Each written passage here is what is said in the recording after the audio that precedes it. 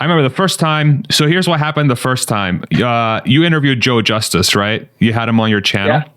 Yeah. So he came down for that Tesla week, and him and I went out the night before with our wives, and he got me so freaking drunk, Lars. I was so freaking drunk.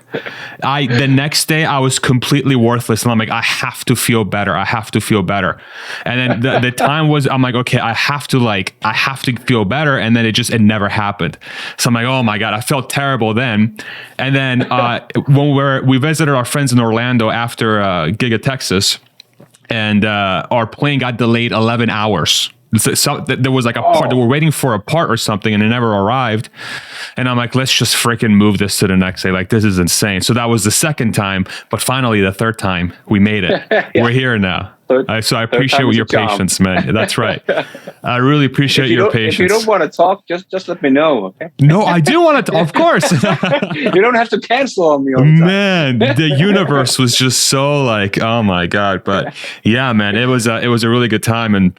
And with Joe, at least when I was out there talking to him and all that stuff. But yeah, man, I was really much looking forward to speaking with you. You're somebody that I've been watching for quite a while, actually. You're one of like the primary Tesla channels out there for sure that I know people follow. And I really like watching your channel to gain your insights from your perspective. But what I also find interesting from your side is the fact that you're really close, if not in the market where Tesla appears to have the largest market share, as well as the largest growth of EVs in the world, and that I think that's a very unique place.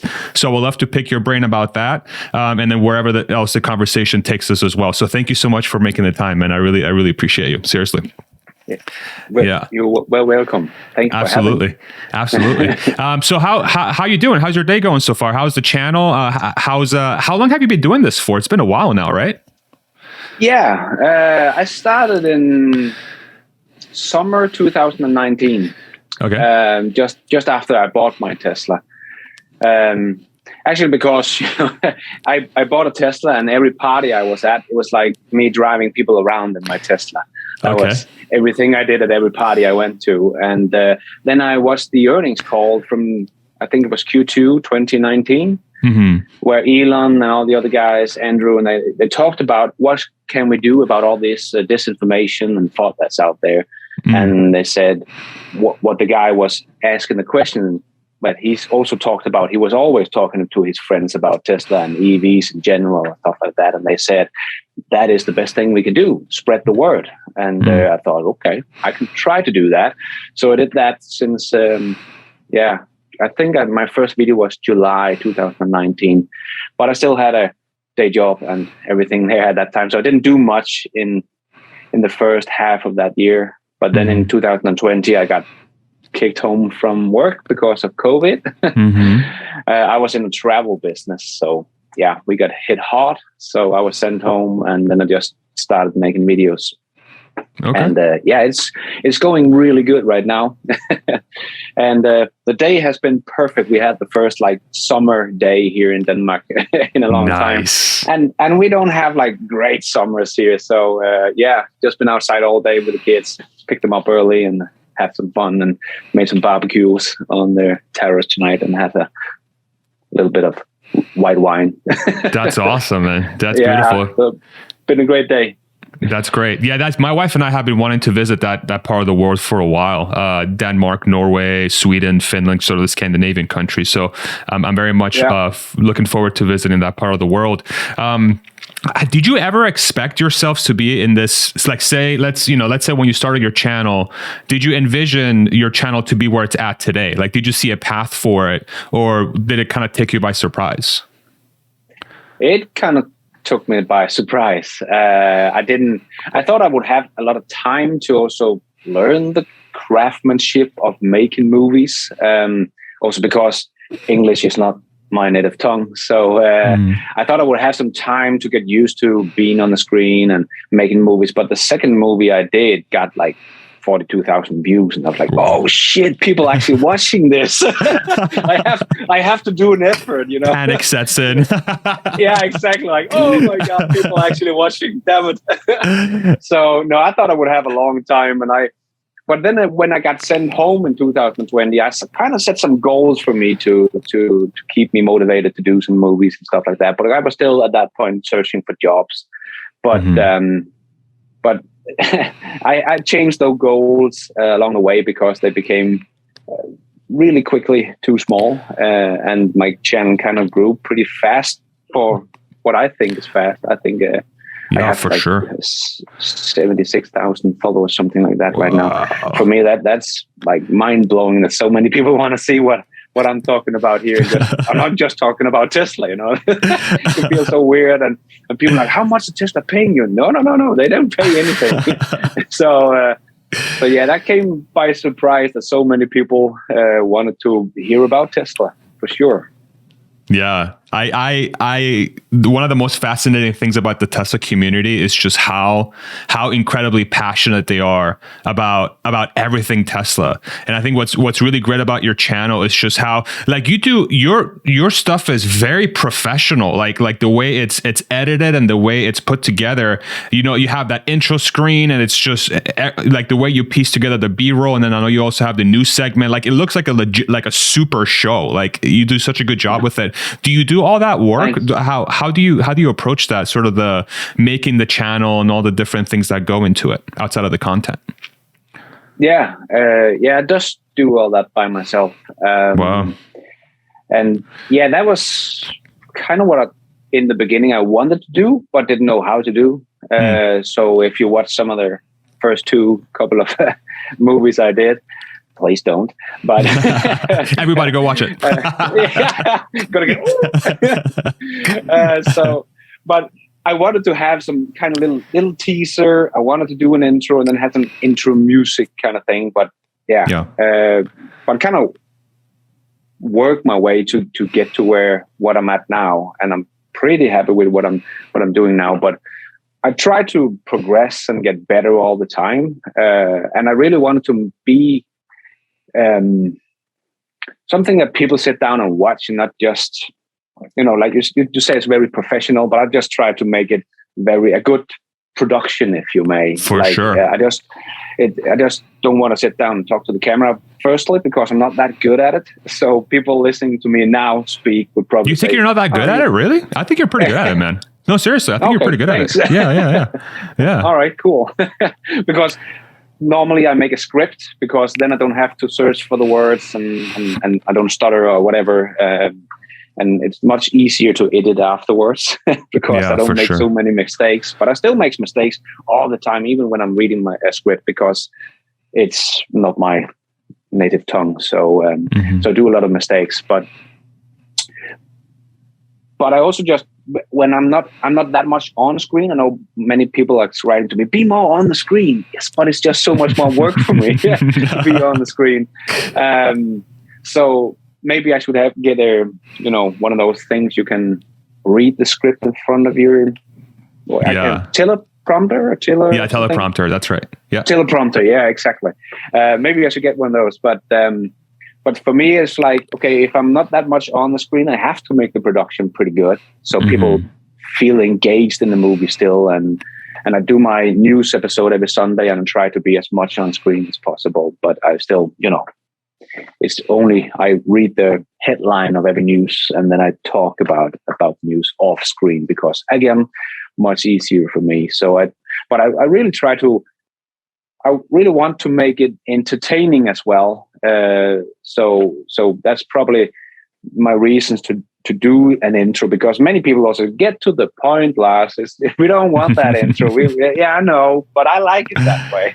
I like to make it a show. So it's informative, it's entertaining, and that's the way I like to make it, and the things I like to watch myself. So I kind of just make it the way I would want to watch it, because there's so many feelings involved from people, and people have so many different things that be fast or be more on screen, be off screen, don't do the test lab, do the test lab more. Yeah.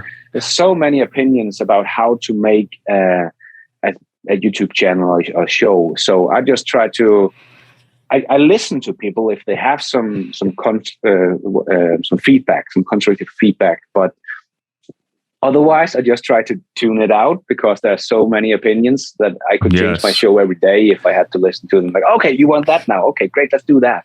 Yeah. So I just try to do it the way I think is a nice way of watching it, and how I can make it more entertaining and still be informative. So yeah, gotcha. And then I like the craftsmanship of creating videos. So I like the editing and trying to make new ways of doing it. So I'm trying to evolve that all the time. So hopefully in a couple of years' time, I'm better at it than is now, right? And that's also why I do everything myself, because I want the skills of creating and editing and learning how to do Adobe After Effects and all those different programs and whatever you use to create videos. So Gotcha. Yeah, it's a very interesting comment you make about like the feedback that you receive from your user base is it's always like different from different camps. And that's one thing that I'm trying to figure out how to balance with my channel, because the way you've described it with you want to make the content that you are happy about, that you want to create, and that's something that I think that probably keeps it very fresh for you as well.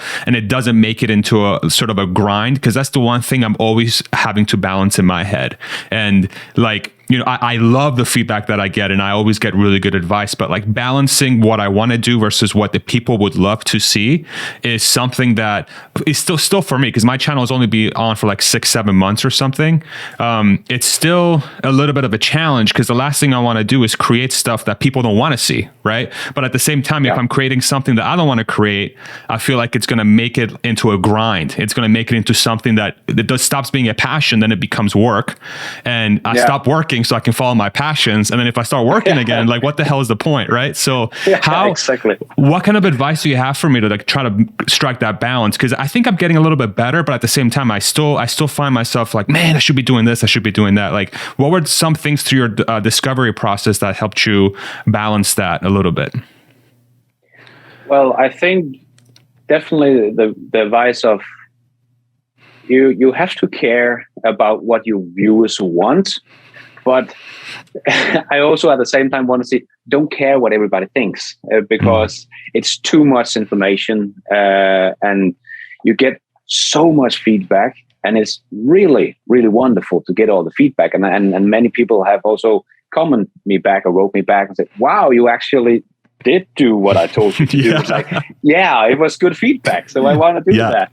So, but there's so much feedback from people and opinions. So again, as you said, I don't want to turn this into a boring day job, because as you said, now I want to follow my passion, because I've been in the travel industry for 14 years before I came here. And that was kind of by accident, but I never sat down and thought, what would I really want to do? What would Lars want to do? So, but this just came along and it just became my passion. And Tesla was kind of my passion outside my work before, and now it just became my job. And I wanted to keep it that way. So for me, it's really about evolving myself all the time. So to make sure that I take time to evolve my skills as a video creator, or what you can say, because that makes me happy every day, that I learn something new all the time. And I have the luxury of taking the time to dive into something nerdy that I really want to learn about. Now I'm writing about the Tesla robot, and and I wanted to dive into the whole civilization collapse of birth rates, and maybe the robot could, help with that kind of thing, that we are missing a lot of workers in the future because of this collapse of our society, pretty much because of the birth rate. Elon has been talking about it before, and for me to take the day out and just dive into all of this, I think that's just such a wonderful thing to be able to do that. And that passion really drives the work I do. And maybe also because I don't do new shows every single day. Firstly, because I don't think I had to be much more on screen, and I don't think I'm that good at that. So it takes me a lot more work to make a video. I think that many who can just sit down and have a couple of headliners and just talk about that. I will not be that good at that because it's, again, not my native tongue. So for me to have this passion of diving into different subjects, and I can actually take the time to do that and say, okay, every week I have to sit down and spend an hour in Adobe After Effects, because I want to learn the skills of having 3D objects in my movies and stuff like that. I don't use it very much in my movies right now, but at some point I would like to be able to do it much better and make much more grand videos, if you can say. I tried my first test of going to Norway. I made a video of going on an extreme road trip to Norway and tried to get to North Cape in the middle of winter. Just because I thought that would be very exciting for me. It was not something that I thought, oh, that's going to earn a lot of money, because I knew I was going to spend more money than I could ever earn back on making the movie. But for me, it was a very creative and fun thing to do. And it helped my skills as a video creator, because I had to be I have to improvise out there. I had a drone and I had a GoPro camera and I had my brother-in-law with me. That was kind of it. And then we just went on the road trip. So it was not planned in details. So we kind of had to improvise on the way. But for me, these kind of things that you can just, it's your channel, but it's called my channel is called Best in Tesla. So I have to kind of stick to the theme of the channel. People get a little bit mad if I go too much off the theme of Tesla, like, you should talk more about Tesla. And then it shows in the views if I do something they don't like. But again, it's like, okay, cool, they didn't like that movie, but I got a lot of joy of making that movie, whatever it might be. So, okay, they can skip this one and we'll talk about Tesla in the next video or whatever. So for me, it's much about following your passion, as you say, and try to evolve yourself as a creator. And you have that luxury of being able to do that. I find it very fulfilling for me anyway, to be able to dive into the things I want. And I, for me, it's really not try to listen too much to the critique of the channel that is not grounded in anything other than hate, or people. There's a lot of hate out there when you do stuff like we do, and also because we are passionate about something, and you have the other camp that's going to be hating on whatever you do. So I try to block that out. And just focus on the people that are actually trying to want to help me, because I also have people, that's not the right way of saying it in English and you spelled that wrong, and oh shit, damn it. But I appreciate all that help of getting English lessons along the way. So I really appreciate all the help I get out there. But for me, it's really blocking out the bad and following the passion. And if people like what you do, and you do what you like to do, it is probably just do more of that. Do more what you like, because people seems to be what people want to see on your channel. Because sometimes I try to please the audience and say, oh, this is a good movie for getting a lot of views, and then it flops totally. And sometimes it's like, oh yeah, I find this very interesting for me. I don't think it's going to do much, but it's just going to shoot off. And you can't predict it, whatever. Yeah. So for me, it's just follow your passion and make the videos you think is good, because that's why they follow you. Yeah. That's wonderful advice. I mean, it is so true, because I remember one occasion, and I'm not going to say which video I made that fell into this case, but I made a video that I'm like, okay, like I'm a real YouTuber now. I have to sit down and I have to make a YouTube video that's going to be amazing and it's going to get 1 million views. And then I publish it and it's like nothing. I'm like, well, okay, lesson learned. Don't do that ever again, And then the videos that I feel like are going to get the least amount of attention are the ones that do really well, or the ones that people seem to gravitate towards. Because I think, like you talked about, that passion shines through. That passion, that work that you put into the video shines through. And the craziest thing for me, it's like I never in a million years would have pictured myself in this situation until I got in there.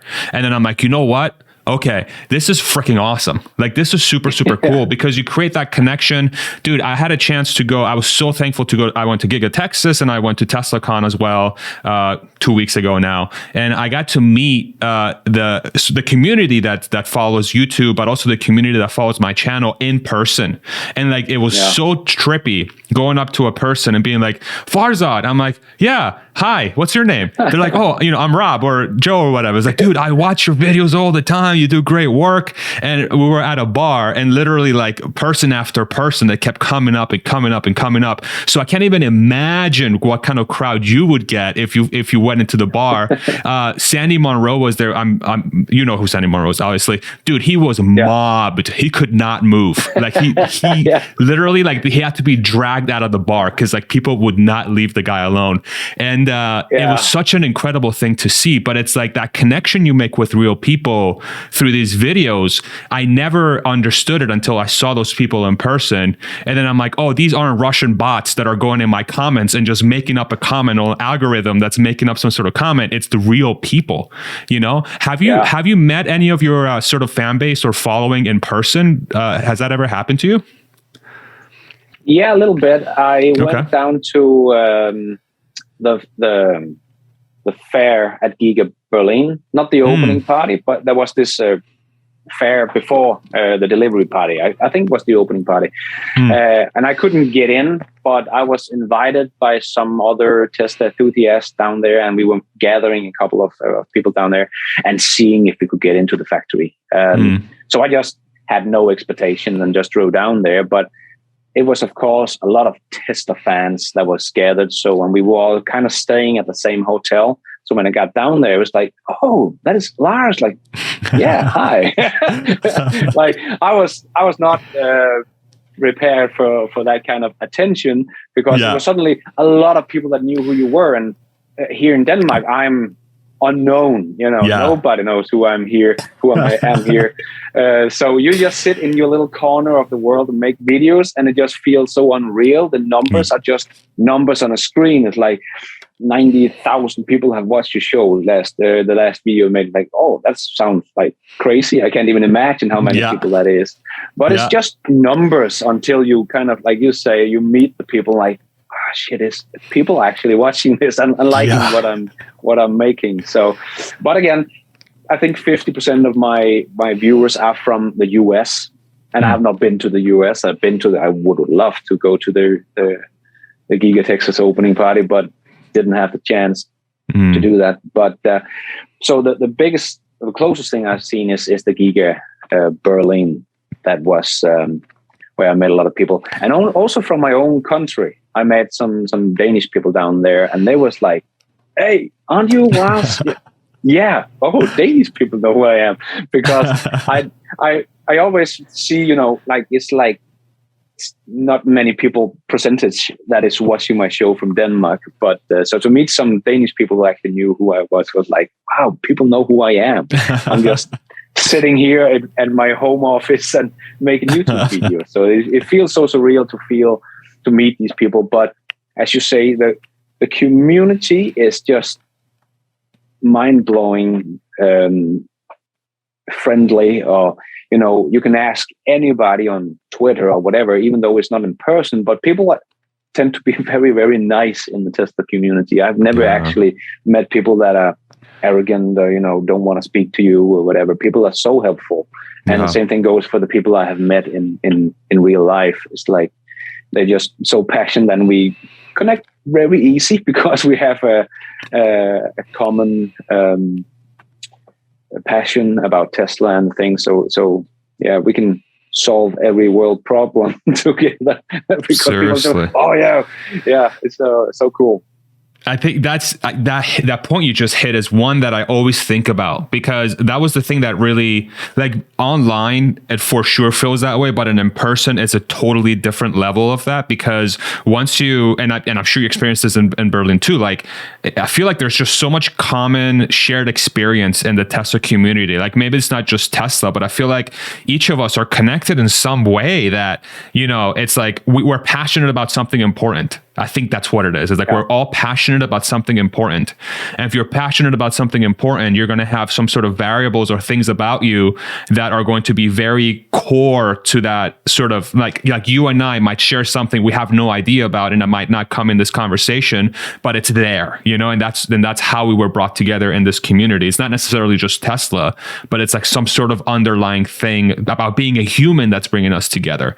And like I've been thinking about that because as Elon and Tesla continue to grow and they become more and more mainstream, I'm seeing more and more of these people starting to come in, like that originally maybe weren't paying attention to the story or weren't really sold on what's going on, but they're starting to come in. And I saw that en masse at Giga Texas. Like it was 15,000 people, and it's just like they're just driving. Like the thing I keep saying is like it's a bunch of engineering and machinery in an 11 million square foot facility. They're all drinking beers, looking at these machines and being super happy and celebrating Tesla all together. I'm like, what the fuck's going on? Like, what is going on? What is happening?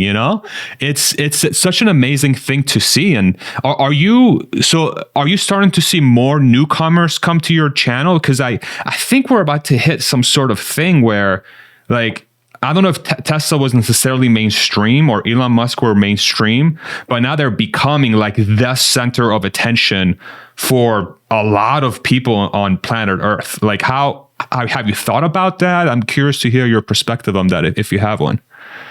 Yeah, I've actually thought about it because when I bought my car like almost 3 years ago now, it was like if you met another Tesla in Denmark, you would, wave at each other because, people stop waving back at me here. I'm like waving, and someone's like, "What the hell's your problem? Why are you waving at?" Yeah, exactly. But it's also become because here in Denmark I cannot drive 5 minutes without seeing Teslas. There are Teslas everywhere right now. We also have a store right here in our city, and Denmark is not a big country. So as soon as there are a couple of thousands Teslas in the street, you will see them pretty averagely. And I see them all the time, and not just one. I see multiple Teslas all the time. So I have stopped waving because it has become more mainstream. People are like, why is this guy waving at me? Because you drive a Tesla, and I do too. We're doing some awesome things here. We're helping Tesla. But that have kind of changed because now it's just your everyday Joe that just go buys a Tesla that maybe not even know much about the electric car. But they have been talked so much about that people are starting to know that when you say electric car, people think about Tesla. So they will look at Tesla, then will look at everything else and find out that Tesla is a pretty good value for money, even though it's an expensive car. And people would buy that. And they are not Tesla fans. Where in the beginning, we were all Tesla fans who bought the car. Because many people thought it was a crappy car also because of all the disinformation. But I really feel like what you're saying is that people, and it's gone from, but people before when we waved at people, it was also because, like you said, we knew this was something big and something important that Tesla was doing, and the others didn't get it.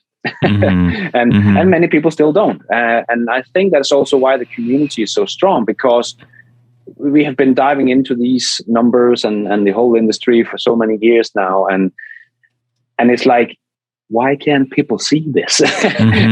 And I still feel that way, that the Tesla community is so strong because we really truly believe that Tesla is doing something extraordinary, and it's going to change so many things, especially if you believe in the full self-driving and AI and robotics and so on. It's going to be crazy. And I think that's really what's also is combining the Tesla community. But the Tesla car is becoming much more mainstream now because it's just the best electric car out there. And when people are spending that much money on an electric car, they do the research, is what I find that many people knows about Tesla if they have thought about an electric car.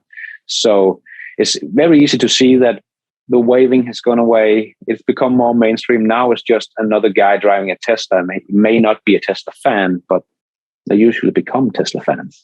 Yeah. Are you at all concerned that the sort of culture that the Tesla community has created, because of that sort of special nature of why we came together, do you think that will kind of go down over time, meaning that it becomes more sort of like, I don't know, like a BMW or a Mercedes type thing, where there's like very, very tiny amount of people that are super passionate, but like 90% of the shoppers are just cross, like, and the one analogy I think about is like Apple, for example. So Apple, I remember before, with the Mac, when Steve Jobs was alive and when the iPhone and iPad were sort of newish devices, I feel like Apple, I'm sure, like, we're not annoying to ourselves, but I'm sure people outside of the Tesla community, they're like, oh my God, here comes another freaking Tesla guy, oh my God. And I'm super self-aware of that, like, I understand and I get it. That's why I've stopped talking about Tesla unless someone else brings it up. Like, I wait for you to bring it up. If you bring it up, I'll talk your ear off. If you don't bring it up, I want to talk about sports or cooking or something, because I know how I get. So, but it reminds me of that Apple thing, right? But now Apple, you think about it now, it's kind of way more mainstream, way more that sort of special, I feel, at least in my opinion, that special thing that made Apple what it was before has become less so. And part of it could be argued is because maybe the innovation is not there as much anymore. You think about Apple products, I don't know if you agree with this, but I feel like Apple products have sort of, they've become much more step-by-step changes instead of like, look at this brand new technology that's going to blow your mind. Look at this brand new tech, right? Do you think are you afraid that that's going to happen to Tesla as well? Or do you think it's tied to something else? You could be afraid that it would happen, but I don't think it will, because I believe that the culture that Tesla has made, or Elon has made, or whatever, and you've been part of that, so maybe you can answer that. But I think the innovation is what is built into the core of Tesla. Like Elon says, the only thing that matters is the pace of innovation. I don't think that has been the core of Apple ever. They have done some really, truly innovative things, but they have not had like Steve Jobs was a great visionary, but he was not like Elon Musk, in my opinion, because he's well, Elon Musk is an engineer by heart, and he's really just trying to do the right thing, in my opinion. And he knows that if you don't innovate, you're going to be disrupted by somebody. So, and also that's why he has, opened the patent, because it doesn't matter, because if they copy that patent, next year it's going to be a totally brand new car underneath. People won't notice, but it's a brand new car. So I think Tesla is in another position where I think they will continue to innovate because that is what they do. That is the core of their business, is to be innovative. That is why some people say, don't worry about the robot or the AI, just focus on your cars. But I think, Tesla has always been a tech company, and they make cars, and they started with making cars and software. But they are just a bunch of the best engineers on the planet. And they have a kind of, culture of innovating is a must here. And I could only imagine how it would be to work there and have that almost a kind of you're given the power to, you can go buy a machine if you need to. You can change things you want to. You don't even have to ask your manager or whatever. So I think that excitement that people must have at Tesla, saying, I can actually change stuff at this grand thing. You don't have that in any other company. And I think that's really what drives Tesla, because everybody, I don't know, but everybody should be excited to work at Tesla. And I hope they are, because I hope they know what they are part of. And I believe they also have this excitement to go to work, because maybe I can come up with a great new idea that changes something, like Joe Justice talked about they changed the charging of the car in 3 hours and put it into production straight away. It's like, whoa, nobody else does anything like that. So I think the only thing that could really hurt Tesla is if Elon was not here anymore, because I think it's built into Tesla now that they will continue to innovate, and they have so many brilliant minds as Tesla. So I don't think that will change, that they will innovate. But I think the followers could be less if Elon is not there, because he is kind of becoming like a cult figure, and people want to see him on the stage when they are like in Giga Teslas. It shouldn't be somebody else. Yeah, like, oh yeah. But still, because he's not the best person. What do you got? The best speaker. Right. He's not. Yeah. If you watch Tim Cook on presentation of Apple or anything, they are very, very good at presenting the stuff they're doing. Elon, it takes a long time. There's a lot of earth and buts and because I don't think they practice very much. I don't know, but I don't think they practice at all. Exactly. So, and he's not the best speaker or pretender. What do you call that? Presenter, yeah. Public speaker. Presenter, thank you. Yeah. So because that's not in his nature, but everybody wants to see him on stage and hear it from him. So I think some of the followers might be hurt if Elon was not there, but I think the innovation will still continue, because that's just the core of Tesla and how everything is tuned at Tesla right now. So I think it would take many, many, many years for that to change, and maybe they will become kind of Apple, if we can use them as an example. Sure. That is more about profits, because right now it doesn't seem to be at all about profits for Tesla. It's about the mission. And I think that is just built into Tesla. So I think that will continue to be, the way forward. So I don't think they're going to be not innovating in 10 years' time because they care too much about their profits, because that's just not who Elon is and how he's built his company. So that's a great take, and I really appreciate that, because I think the way you've linked sort of the culture to the innovation is really the driver to that. I think makes a ton of sense, and I can confirm that. I mean, having worked there for 4 years, like that even when I left, that was very much what was driving every decision that was being made. It's like, we got to get better every single day. We got to innovate. We always got to be one step ahead, at least one step ahead of the curve. And so as long as that survives, I do think as long as Elon's there, I agree with you. I do think 100% that will continue.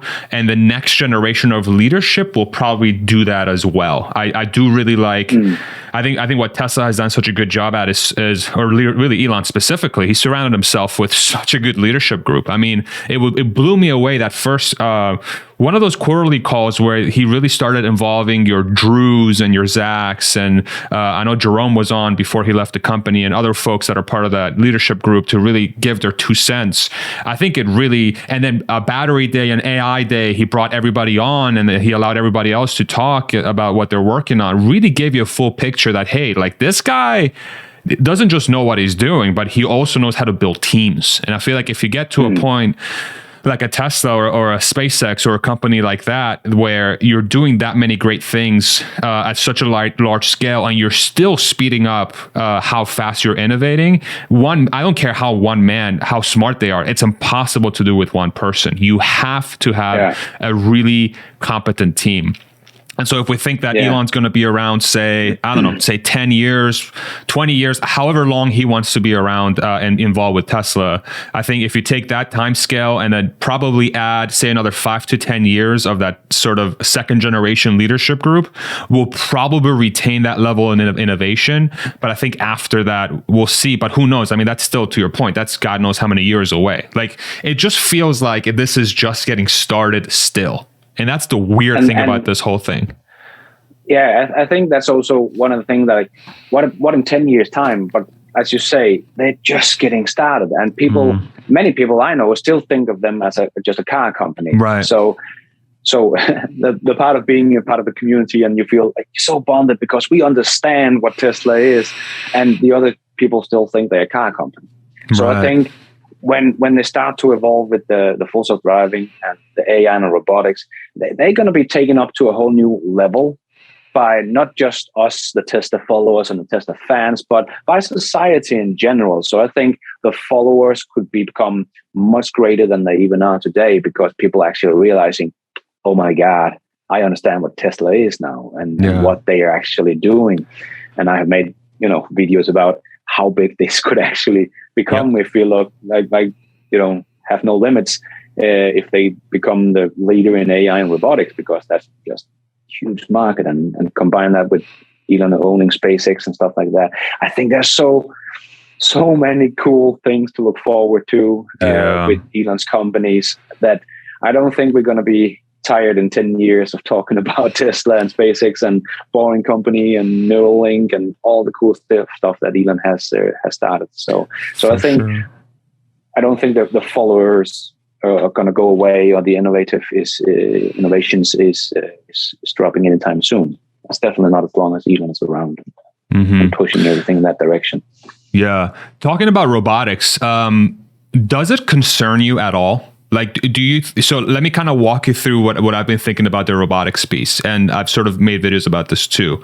I think the idea behind having, unlimited labor, essentially, if you really extrapolate out the bot to what its true potential in AI and those things, unlimited labor, ability to create things and services at an unlimited sort of pace.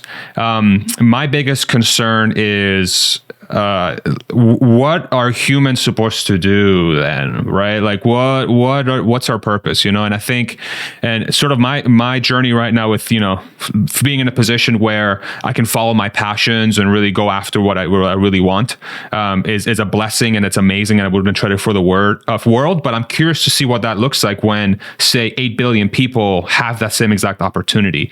And I'm trying to sit down and figure out, like, what are the implications of that? If, like, everybody has everything they ever wanted in front of them, or at least the bare necessities or things that give them a certain standard of living, what else will people do to gain satisfaction, to gain some sort of idea, or some sort of feeling that they want to be alive, right? Like, that's sort of what I'm taking it. And have you thought about that? Are you concerned about that future at all? Are you more optimistic than pessimistic, or do you feel like we're going to figure it out? I'm curious to hear your thoughts about that a little bit more. Yeah. Well, I'm a very optimistic guy. So, okay. So of course, I think we're going to work it all out, because like you say, I follow my passion now, and I'm not doing what people would probably, most of my family don't see as traditional work. Sure. So I think we're going to have to kind of reinvent what you think of when you say, who is Farzad, who is Lars. Right now, I'm still, the guy that makes YouTube videos, and we are still connected, or we're still, you are pretty much what you do in many sense. Like, what do you do? I'm a lawyer. Oh, okay, I know who you are, kind of, and it becomes your part of your personality, your job. But if the job is not there anymore, I think there's going to be some, I don't think people really understand the implications if we solve this and have these humanoid robots. As you say, we're going to have an abundance of everything. And I think we have to figure out, as you say, what is the purpose of life? It's not like we have to figure out why did life start or anything. Just what is the purpose of your life? I think that's going to be a much bigger topic, but it's not something that we have ever thought about. Or many people, I don't think, have sat down and think, what is the meaning of my life? What do I want to get out of my life? If it's not about a job, people are not sit down and say, okay, forget my job. What do I want out of life? But for me, it's like, what I want out of life is experiences. I just want the most out of this life. And to me, it's not a job.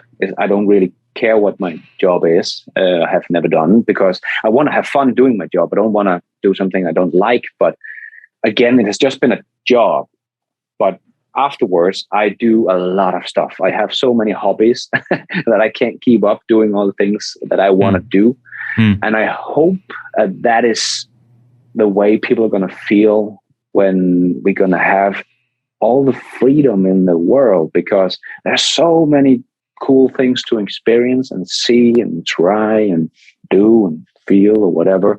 And I hope that's going to become something that people can sit down and think about. We don't, because what do we have to learn in school other than read and write? And, we still have to learn stuff, but maybe a bigger part of that is also becoming to think about, what do you want out of life? What is the purpose of your life? I know this is getting a bit deep, but I love it. But I really think that for me, I'm not afraid of the robots because I'm in this situation, because I'm, first of all, a very optimistic guy. Some would call me naive, but that's okay. Because I am.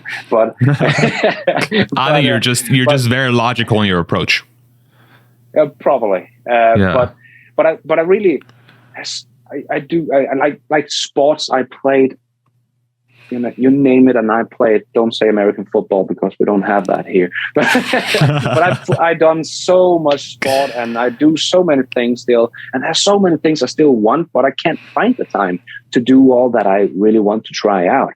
I feel like my life is not going to be long enough to try all these things that are out there to be seen and to be tried. And I really hope that is what's going to drive us when the robots are here, that we can have the time to go and just live and have fun and enjoy it, because we are, as Elon has said, a very unique little place in the universe so far. We haven't found the aliens yet. So far, this is the party. This is where it's all at. This is planet Earth, and that's where the party's at. And there's so many things, so many cool things to do and see.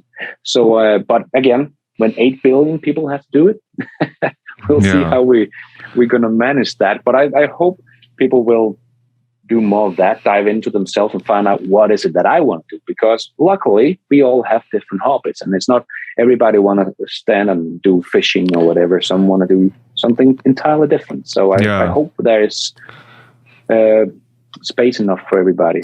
But I think that's, I'm not afraid of it anyway. But yeah, what I find really interesting there, and sort of like just to keep going on that thought, because I find this extremely fascinating. Because you think about like if Tesla's working on the bot, which means that it's definitely going to become a reality. So we have to start talking about this stuff, right? So exactly. What's very interesting about what you said is like, I wonder how much cultural influences from where you grew up drive that individual to follow their passions, or to have at least be passionate about figuring out what they want to do, or following things that are hobbies and not something that they have to label themselves by. So I'll use an example, right? So I've lived in the States since 1999 in the US. I was originally born in Spain. So my parents are both Iranian. They were born in Iran. They moved to Spain in 79. I was born in Spain and lived there for 12 years. Then we came to the States in 99, and I'm basically an American. I consider myself an American.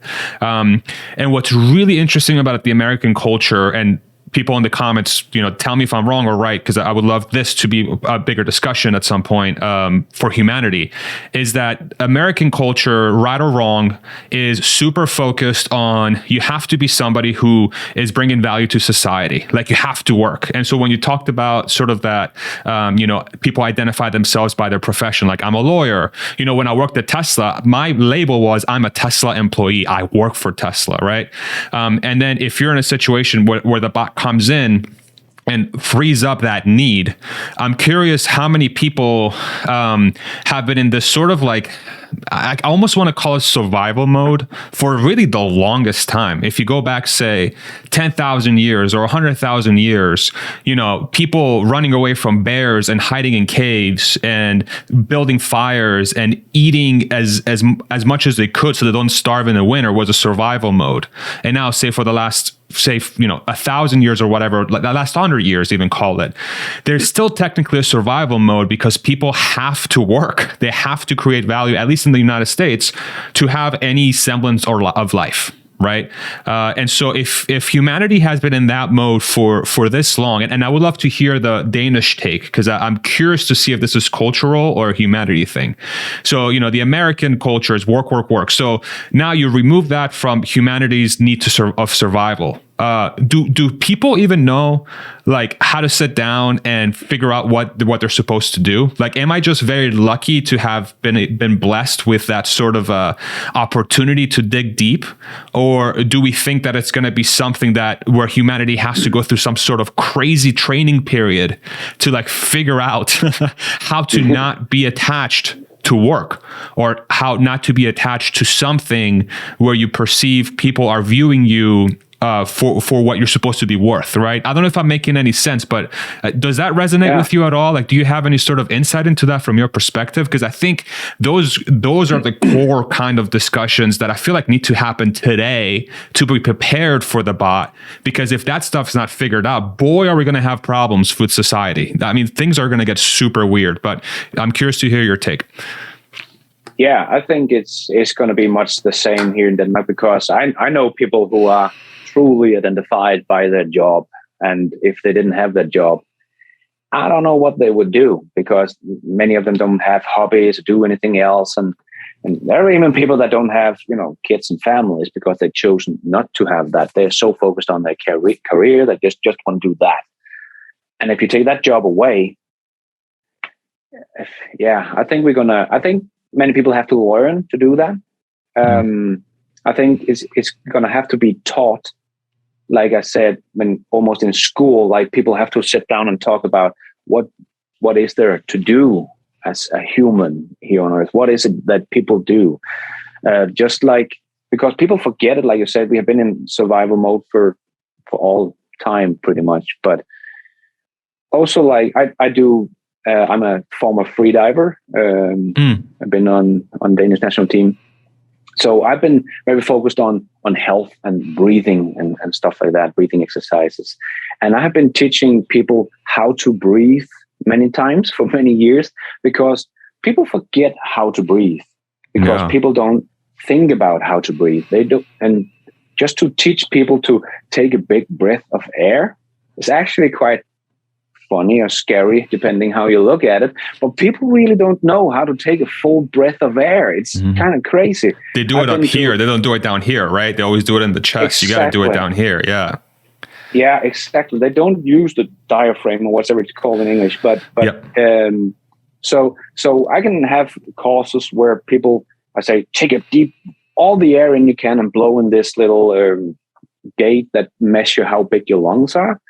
And I have seen people gain 60% just on learning how to breathe, because they only filled up here, though, and some 40%, but it's usually between like 40 to 60% that people are not taking a full breath, because people don't know how to do it, because people don't sit down and relax and just enjoy the moment. Many people do when they meditate, or people that do breathing exercises or whatever, yoga or something like that. Because I was also actually at a hospital where I was in a study where they needed some people to hold their breath for 6 minutes inside an MR scanner with some fluids floating around, and they want to see what happens to the brain with little oxygen and stuff like that. But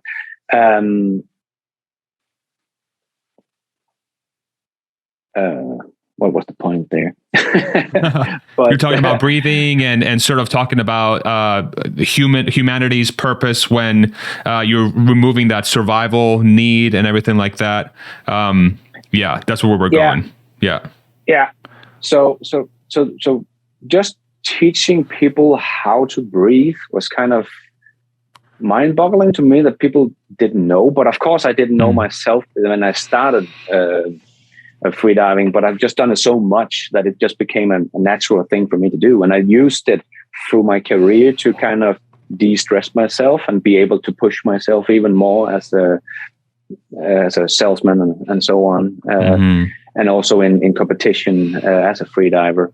But to me, it's a really good indicator of people just sit in front of their computers and breathe, let the body do it automatically. They never stop and say, okay, I need 5-minute break and just make deep, slow breath. People kind of never do that. And that's why they don't know how to breathe properly. And I think the humanity need to do that process as well. We need to learn how to become creative and learn how to enjoy life without job, because you can enjoy life without a job, because people do retire and still have a kind of a nice life because, that's kind of how life is probably going to be. You're going to retire, but maybe there's going to be some study we have to do at school or whatever. I don't know. But I think people have to be taught to sit down and learn how to be creative and how to think of what do you want out of life, because now you have everything in front of you. What do you want? Yeah. And I think that's something we never do. I think you've hit the nail on the head, because if you really think about it now in the age of the smartphone too, like, we still got to work in a sense, but people have gained time with this machine, with the smartphone, to sort of pursue what they want to pursue, right? You have a thing that's giving you a ton of information. You have YouTube videos. We have your channel, which everybody should be watching. Best in Tesla. If you haven't subscribed yet, go subscribe. But they have a cell phone. They have a device that allows them to fill up their time. And now we have this growing, I don't know if this is the case in Denmark too, but in the US, we have this growing epidemic of anxiety and depression because of how much time people are choosing to be anxious, to be worrying about something, And I think the sort of point you made around, we have to like almost be taught how to relax and how to enjoy life needs to become a gigantic focus. And what's interesting is, as the bot ramps and as Tesla and Elon and whatever other pieces are part of it, as they go through that sort of innovation period of getting this thing to where it needs to be, where labor is going to be replaced. I wonder if nobody has sort of figured this out yet, I wonder how closely they're going to be part of that solution as well. So they know that freeing up labor is going to be great for humanity. But if humanity ends up self-destructing through anxiety and depression because they don't know how to relax, I wonder if then Elon and Tesla and whatever other company, Neuralink, who knows, maybe this is Neuralink's end goal. I'm curious if they'll want to become part of that as well. But it's just such a fascinating, I feel like it's not being talked about enough. I don't know if you agree, but like, I feel like it seems very far-fetched, but it seems like such a fundamental, important, existential thing that we have to figure out how to solve once this thing is in place. Because if we don't, that's another downfall of the species potentially, is that you introduce a great thing, but then if you don't know how to figure out the other side, we're going to have a problem. There could be a lot of chaos because people don't know what to do. And we see that in society as well, that when people are bored, some tend to do some stupid stuff. Yeah. Like we have, young people that are bored and they do crimes and stuff because they're bored. But and I think it's a very interesting thing about the smartphone and the whole social media, but also that news and mainstream media is about the bad stuff that is happening. It's all about death and war and crime because that is click-worthy and stuff like that. And I hope maybe mainstream media, no, not mainstream media, sorry, social media like YouTube here, where you and I can sit down and talk about things and we can share thoughts. And I'm actually very conscious about the things I talk about in my new show, because I don't want to talk about all the war and the crime. I want to talk about the good things that are happening, because so many good things are happening out there. And I can't believe that people are not talking about, SpaceX and their Starship rockets, and they put humans back in space in America and stuff like that. That's such amazing things. And like the Danish mainstream media, they never hardly mention it. Like, how can you not, they rockets. Yeah. Sending up. It's like, man, I think it's such an amazing thing, and people don't care about it in the mainstream media because it's not click-worthy. It doesn't. If it blew up, everybody would talk about it, but it didn't, so it's not really interesting. And that's when I think it's the most interesting. So hopefully, social media can also have that role to play, that we can get away from all the fear that we see and that's controlled by, to learn about all the amazing stuff that's out there.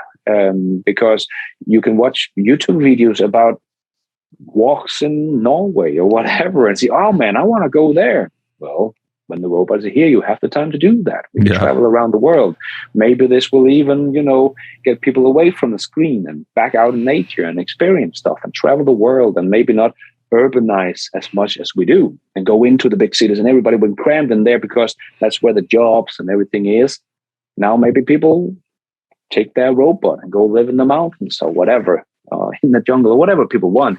But maybe we will see a very different society at that point, and maybe that will be very good for us, because as you know, like they say, it's so bad for us with the social media and the addiction we have to watching all this, and the likes and the dislikes and all that. So maybe this could, but again, I think it's something we have to, like you say, it's something we have to talk about and be taught to do, because we are so spellbound by the way society works today, and we all moving into cities. Like it's almost like 60% or something that is urbanized today, compared to like 60 years ago, we were like 30%. So we're all moving into the big cities, but when there's no more jobs in there, do people still want to go into that, or do they want to go back into nature? Yeah. Don't know. I feel like people really much rather be sort of, we need some space in between us. I don't know if you listen to Joe Rogan, but he's a very popular podcaster here in the States, at least. Yeah. And he always talks about that, like humans seem to be like, if you start cramming people together in one space, they go crazy. You know, you look at, we're having some New York, LA, San Francisco. These are amazing cities in the States, beautiful cities. I've visited all three of them. New York is one of my favorite cities of all time. Freaking love New York so much, but it has issues, especially now since the whole COVID thing happened, and there's crime and homelessness and stuff like that, and you have people cramped. And if you go there when that's happening, we visited shortly, people are just they're just stressed out. When you get everybody together on top of each other, people are stressed out, and it's a fascinating dynamic. But I did want to get back to the social media point. What's your thought about Elon making an attempt to buy Twitter? Have you talked about that at all? Have you thought about it? Yeah, I have talked a little bit about it. Okay. Yeah, I actually think it could be very interesting, because I don't think we have ever had a platform where kind of the core of the platform is free speech. And many people are worried that there would be a lot of hatreds and stuff like that. But I think people are forgetting that we have laws that prevent people from doing that, because even though you don't have a platform with free speech, there are things you cannot say, in my country at least, because that would be against the law, and you would get a penalty or go to jail or whatever if you are too racist or tell people to kill somebody or whatever. You can't do stuff like that, not even on a platform that would promote freedom of speech. But I think I don't know if it's going to be Twitter or not, but it doesn't really matter in my opinion. But I think it could be an interesting thing to see how that would play out compared to what we have right now, where Twitter is kind of controlling everything. If you say something wrong that Twitter don't like, it may be within the law of the country you're in. But if Twitter don't like it, ban for life. Okay, yeah, it's your platform, so that's cool. But that is not freedom of speech. And I think what Elon is trying to do here, I don't know how it's going to work and how that would work, but I think it's a cool idea to have a platform, like he says, it's the town square where people can go down and say whatever they want. But of course, you have to obey the law. So you can't go down and say everybody in that color should die or whatever. You can't do stuff like that anyway. So I don't think some of the concerns, I think, is not grounded in reality, because they forget that there are laws in our countries that prohibit people from doing that. So I think it's pretty interesting, and I think it could be nice to have a place where people can say what they want, because we are in a community where we like to talk to other people that have the same passion as we do, but it would be not healthy if we didn't listen to Gordon Johnson once in a while, whoever it may be. Yeah. Or maybe not him, but I call him my favorite comedian. He's my favorite comedian. Yeah, exactly. Exactly. Okay, he's not grounded in reality anymore, but some people with other opinions. So I think it's really important to hear other people's opinions, even though they can hurt sometimes because they are so different than you. And why don't they get it and whatever? But it's still important to get both sides of the story, because sometimes it's like, oh yeah, I never thought of that actually, because I'm so in my own little Tesla bubble or whatever. So I think it's a good thing to have an open place where people can speak freely and not controlled by, not a government, but that's a platform like by Twitter. So that's going to be Twitter's world, and they could control it. So I think it's interesting. I don't know how that will play out, but I think it's nice to have a place where people can speak freely. Yeah, I agree with you 100%. I think what's also really interesting about this is, if we follow the path of disruption that Tesla and Elon are going to continue to go through, so if we agree that Tesla is just getting started and they're getting to 20 million cars a year, and SpaceX is completely continue to disrupt the rocketry business, and if Starship, or really when Starship is successful, the cost disparity between that and a Boeing or a ULA is just going to be impossible to ignore. You continue going through these disruptive moments whose momentum appears to be increasing.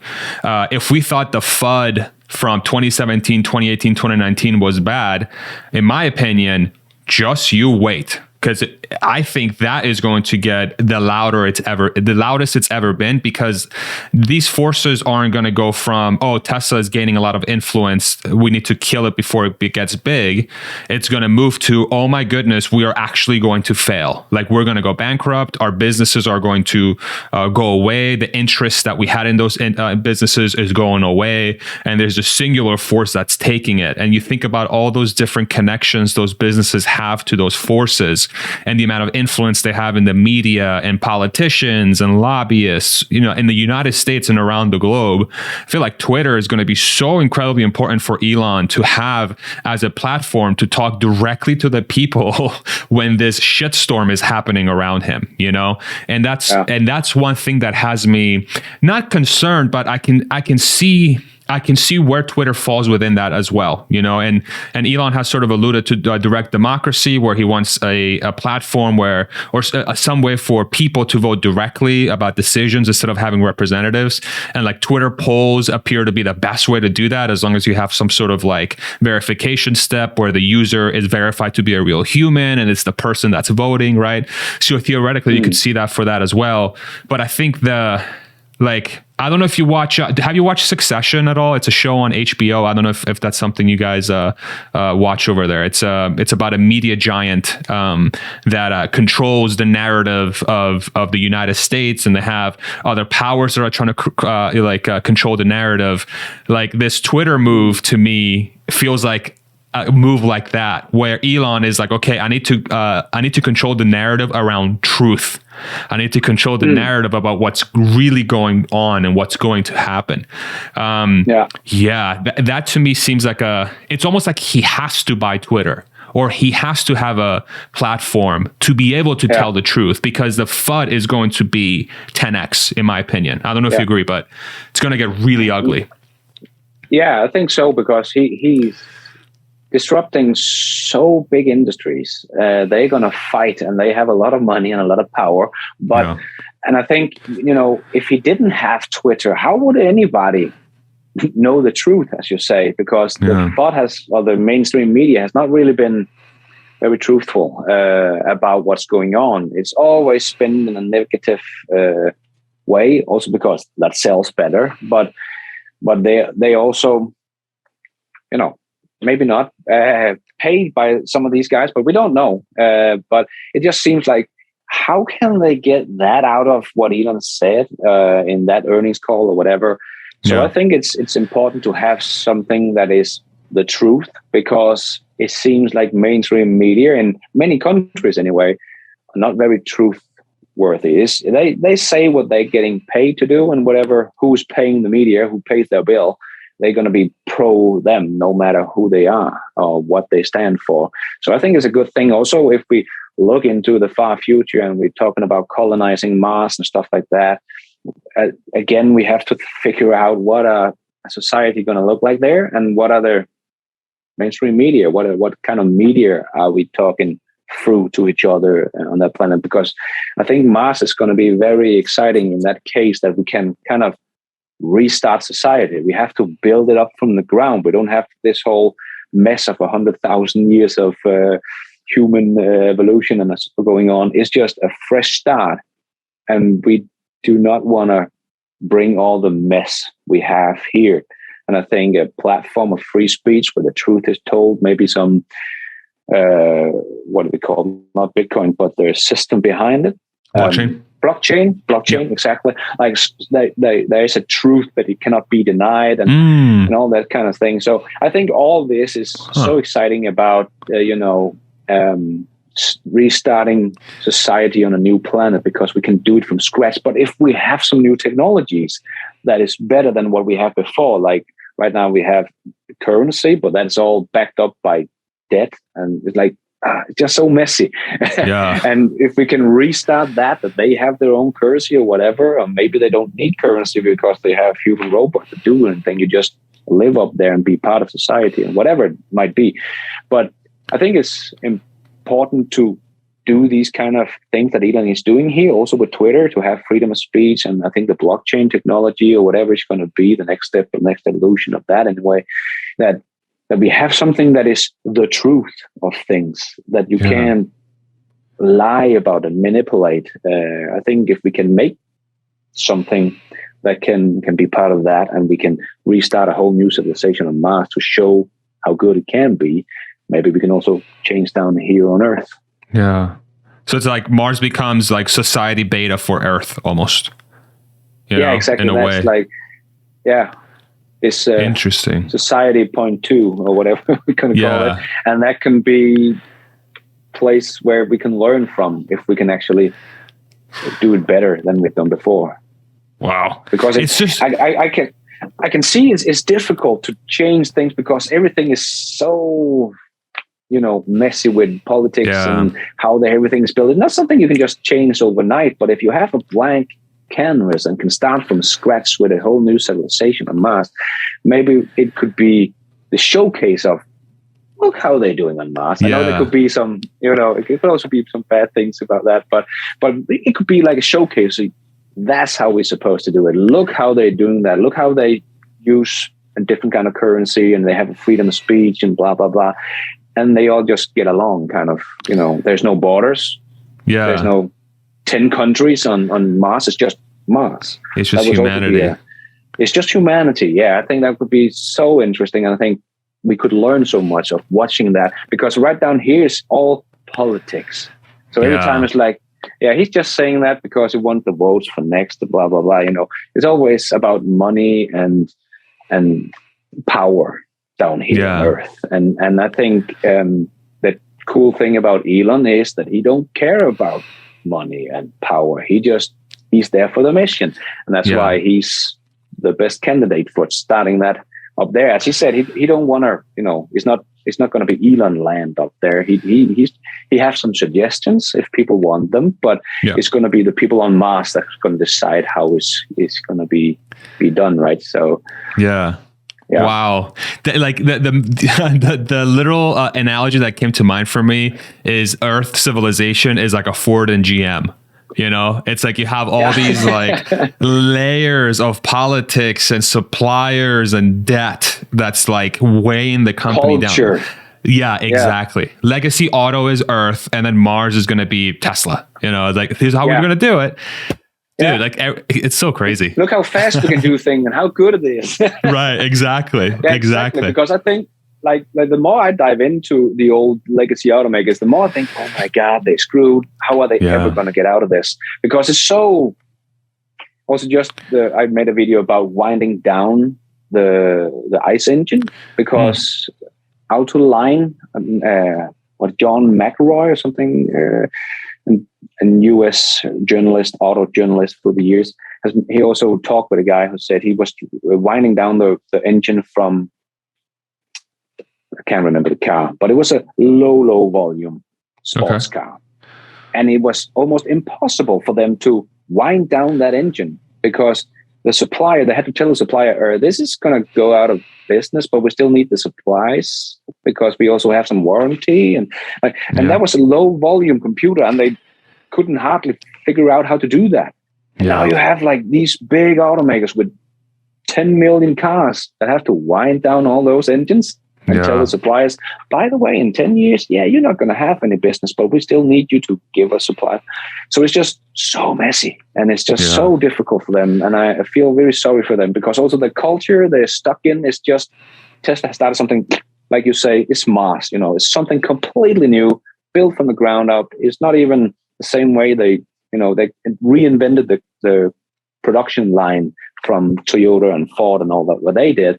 And it's something totally new that can't just be retooled or refitted in the old factories. It's a completely new culture and set of rules they built, a paradigm shift. And I think that is a very good thing you making the connection there with, like, the old guys, especially the big old guys, are really in big trouble because it's so difficult to change this. And like, if we take that up on the grand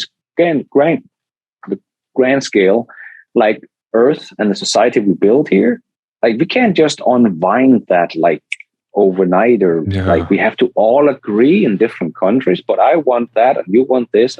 Where did my money go? And but it's a freaking mess. It's going to be a nightmare. We can't, just change this. But if we can have a showcase on Mars that can show us how good it could actually be, see, that's the way forward. Yeah, maybe that's a good idea. And we could maybe be more united as a, like you say, on Mars, it's just humans. It's, there are no borders or colors or whatever. It's just society of human race expanding its consciousness down in the stars. And it's just such a noble thought. And down here, we're just one big mess. So hopefully that could be like Have you ever read the book, The Innovator's Dilemma? No? Okay. That is a book. I read it back in 2015-ish, and I reread it again this year, I think. And it was written in, I want to say, the late 90s or early 2000s. I forget exactly when it was written, but it talks about the legacy companies. So like, think back Nokia or Xerox, like these behemoths of industry. When they get disrupted, like it's guaranteed failure, because they're stuck in this position, like exactly what you just described, where winding down their existing products and replacing them with the disrupting product is an impossible mission, because you just can't. The politics and the complexity of doing that is one thing, but then just shifting away from a profitable product to what's going to be an unprofitable product when you have all those obligations to the supply chain and investors is an impossible thing. And if you've never read it, I do recommend it. Innovator's Dilemma. I think the author is his last name's Christensen, I believe. Fascinating book, but like that's the book that I always come back to. And what I hope happens, like, as we're talking through this like thing, and by the way, I know you, I don't want to keep you for too long either, because I know it's nighttime there for you. So maybe we'll go for another 15-20 minutes if you're comfortable with that. I just want to check in. What's very interesting, it's like, I hope everybody reads that book, that like you fully understand what's going on. I understand, Tesla community understands what's going on, but I feel like the rest of the population should really understand what's going on here, because Ford, GM, VW, BMW, Mercedes, name all these car companies, unless they do something ridiculously drastic. And in my opinion, Volkswagen is the closest one to doing that right now, I think, just because of how Diess is talking and the movements that they're making. Unless you do something like that and take it up 2-3x and then execute perfectly, you will die. You will die. It's going to be impossible to survive, in my opinion. And so I think getting that story out to everybody of like, hey, everything's failing. And you're doing a really good job with that, because I see your videos around how like legacy auto has no chance, and they're going down a downward spiral. But like, where is mainstream media saying this? Where is the U.S. politicians saying this? We have. Where are the German? I talked to somebody from Germany. His name's Jan on Monday, I think. Was it this week? I don't even remember. Last week, I think it was. My days are so mixed up. Where he talks about how the German bureaucracy, it seems like people from that country would rather fall on their sword than admit that their companies are doing something wrong, that they're not taking the right steps. This is a gigantic problem because you have people are going to lose their jobs. We're going to have, you want a recession or a depression? That's how it happens. That's how it happens. It's the legacy auto failing. It's these car companies that are not going to be there anymore. And I feel like even as I'm in the Tesla community, but I want these car companies to succeed. It's going to spell complete doom if these car companies don't figure out how to survive, because at least for, say, short, medium term, there's going to be hundreds of thousands, if not millions of people that are going to suffer dramatically from this change, And I'm curious, if enough people are thinking about this, and my gut tells me no. I think barely anybody, people are just getting turned to the idea of Tesla becoming a real automotive company, but they don't understand that the flip side of that is that everybody else goes away. I don't think that's being grasped, No, exactly. And I really think it's because I talk to my friends about it, but I don't talk too much about Tesla because it's just because they have so many ideas about, but they're big and have a lot of money, they'll be just fine. Yeah, so was Nokia and Blockbuster and Kodak and all these guys. Exactly. But because what Tesla is doing is not just changing. It's they're making something completely different. And the comparison I'm always using is because they are a software company, and the car is going to be pretty much software in the future. And that's going to set it apart from other cars, because as Elon says, everybody's going to have a full self-driving car. We're going to have electric, but they can be producing them because they have production down, but also the software. And I always use the narrative that is talking to a carpenter and telling him, by the way, now you got to make software instead of houses. It's what? I'm not a software kind of guy. No, but that's what you have to do now. And you have to do it fast because it's impossible. Other guys are coming, and it's not going to happen. And we always see this in disruptive technologies. When disruption comes, you can keep doing what you always have been doing, but that technology is going away. And that is pretty much what we see. We also see this with companies that are getting disrupted. They usually have their best years just before they die, because they try so hard to stay alive. So they work harder and faster and do what they know how to do the best and take it up a notch. So BMW and Mercedes will probably have some beautiful years now and this year. And we have some problems with supply chains and other stuff, but we usually see them bloom just before they die because they're trying the hardest they can to survive, but they're just doing what they always have done, just a little bit harder, so their business grow. But then suddenly the whole thing is the rock is pulled away underneath them because their business just going to disappear. And that's the worst kind of signal you want to send too. Like, hey, look at how great I'm doing, and then you're gone, right? We're growing. Here we go. Yes, but it's still ICE cars you're selling. Wow. Who cares about your growth in ICE cars? It's going to be gone in 10 years' time. So I think this is also, there's so many things combining here. We have COVID and now supply chain issue and chip shortage and all this stuff, kind of hiding the collapse that is going on right now, because we do see it. If you just look at the numbers, ICE cars are collapsing, and people just don't believe that the EVs will catch on so fast. But we have already seen Norway do it. In 10 years' time, boom, they go from 0 to 90% new cars electric. And everything else in Europe is a much steeper curve. Like Norway's adoption rate of EV was pretty linear. It was fast in 10 years only, but it was pretty linear. And everything we see now in Germany is like, boom, it's just going straight up like a rocket. And I think people are not ready for it. And, so I really think people are not seeing what is going on, because people don't really, if you're not like us and you think this is fun to dive into, people don't know this and people don't realize this because Why would they care? So they don't understand what's going on, in my opinion. Also because the mainstream media don't talk about it, because that would not be good for their, who pays the people that pay them. Exactly. Their pocketbook. But that's yeah, exactly. We're going to give you $100,000 to tell everyone we're failing. Here you go. It's like, that's never going to happen. That's not going to happen. Man. So I really don't think people understand it. Yeah. And that's also why I want to make a YouTube channel about it. Yeah. I'm curious, like we have Tesla earnings tomorrow, which is going to be I think and I'd love to hear your opinion about this too, but I think it's going to be, we already know it's record units, but it's also going to be record revenue, record profits, record cash on hand. They're going to it's going to be blowout after blowout after blowout. You compare that to every other automaker's earnings that they're going to report, and they're going to look freaking ugly. Like maybe they're not going to be unprofitable if they're smart about how they control costs, but Tesla is going to be the one far and away best positioned from a financial standpoint and a growth standpoint. Literally every metric that would describe a business health, they're going to be by far and away the best automaker, period. And then probably one of the best technology companies with the best runway, right? So my hope is that with this report tomorrow and every automaker's sort of quarterly reports, we start seeing a shift in the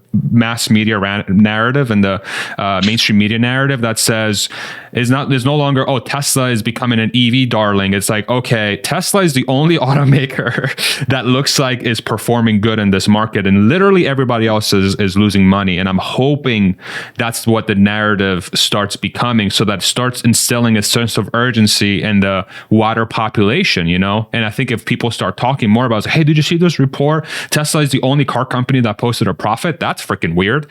When's the last time that's happened? Has that ever happened before? I'm curious, but I'm curious to hear your opinions about like the earnings next tomorrow as well. Like, are you expecting that sort of level of achievements? And is there anything that you think is going to happen tomorrow that might surprise some people? I don't think there's going to be a lot of surprises, other than maybe even better financials that people expected, because Tesla is getting better at what they do on a daily basis, as Joe Justice has talked about also, and you probably know by firsthand experience that they make the production line more efficient every single day or every week or whatever.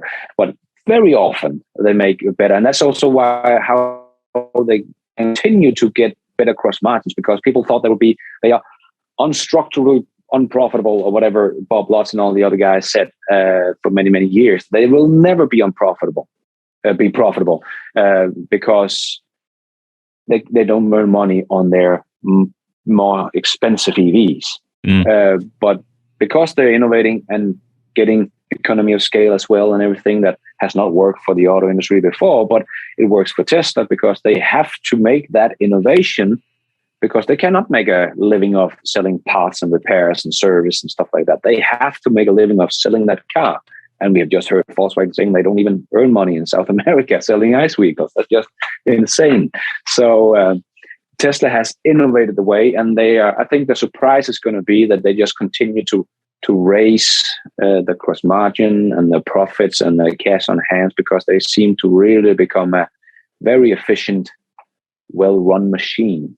And not just the little struggling Tesla car company that know how to do things. I think they are really laser focused right now. And as Elon said, it's all about scale this year, because I said it in 2021, like at the end of 2021, people will get it, because Tesla's going to grow so much faster than everybody. They're going to be profitable the whole year. They can't have the short sellers anymore. They say, they can't make a profit anymore because that quarter was down or whatever.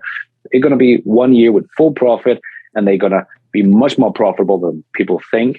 And they did exactly that. So if people was following that would be the case. People would see, okay, Tesla got it now. Okay, they're going to run for the finish line, right?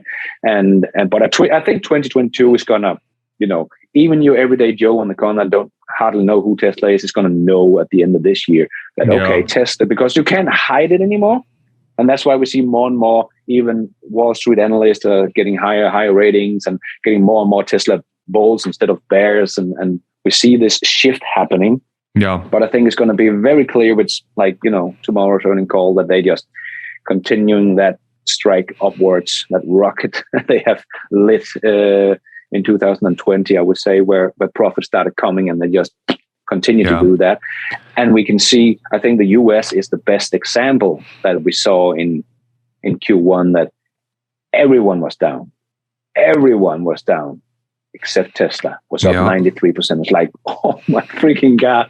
It's like, and they still have problems with supply chain issues and stuff like that. They're not unscorched by this. So Tesla is still struggling. Like Elon said, it's the most difficult quarter they have ever had to do. And they're still blowing it out of the water compared to the competition. And like Volkswagen, that's down, 44% in Q1. It's like, oh man, they are just collapsing.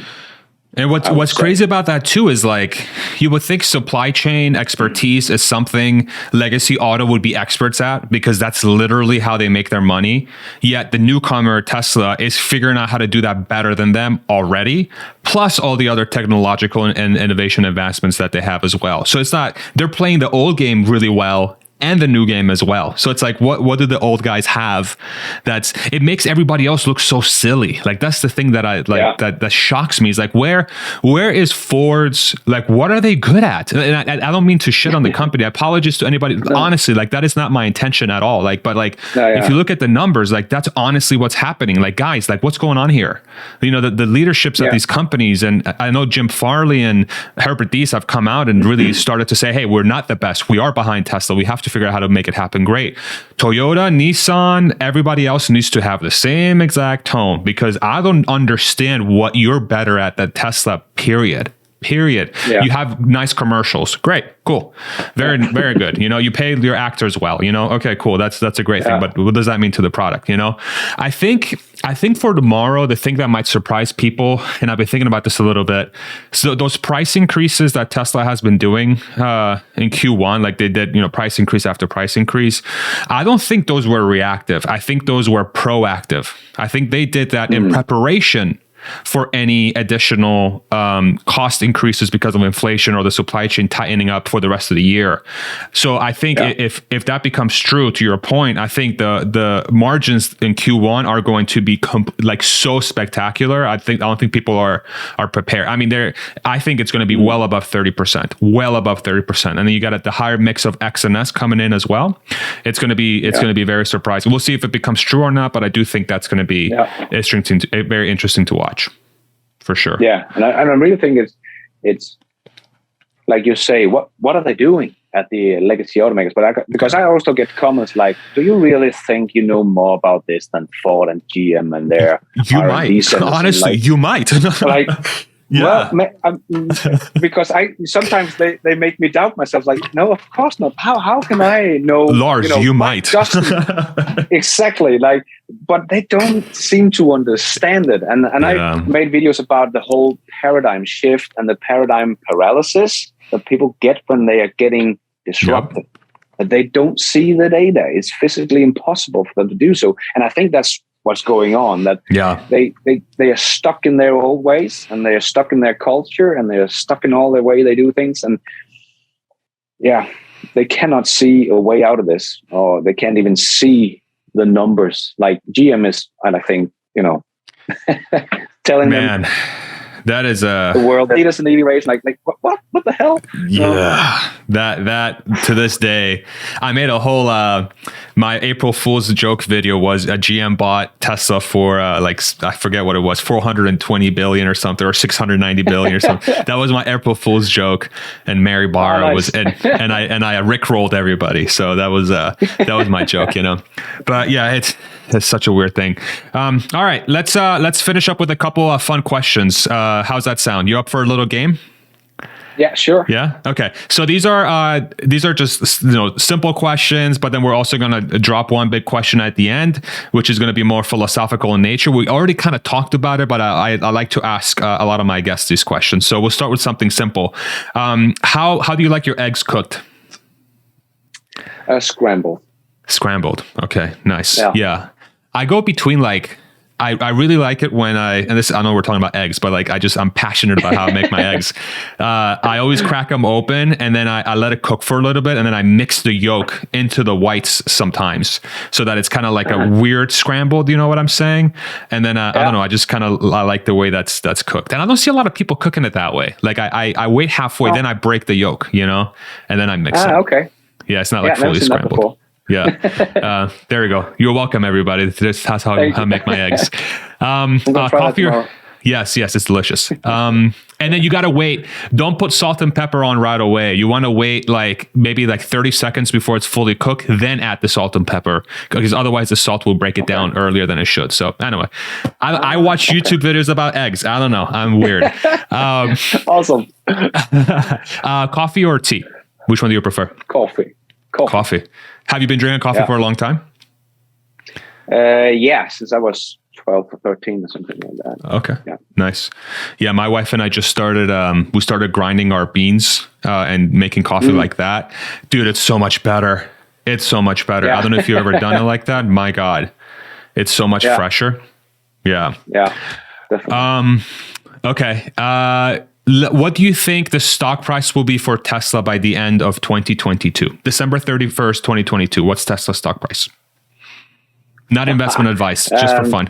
Not investment advice. Yes. I think it's going to be about 2,500. Okay. Because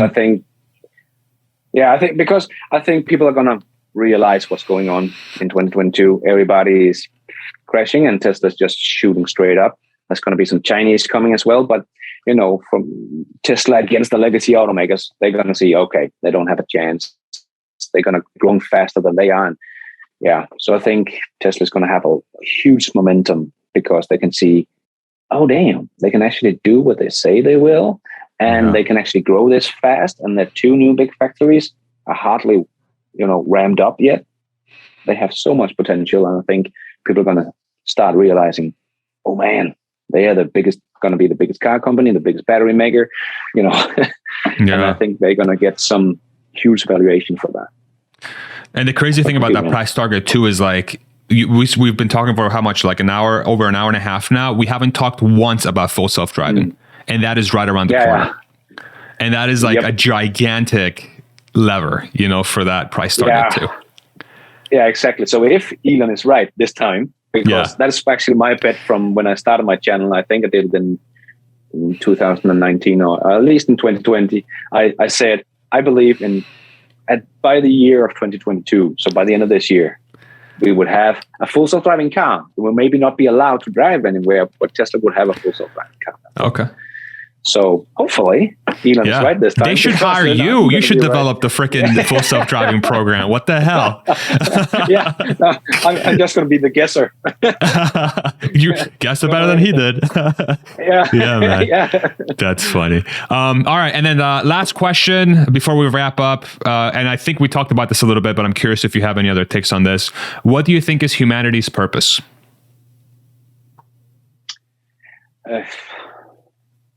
I think it's if I could remember the quote from Star Trek, I would use that to go explore.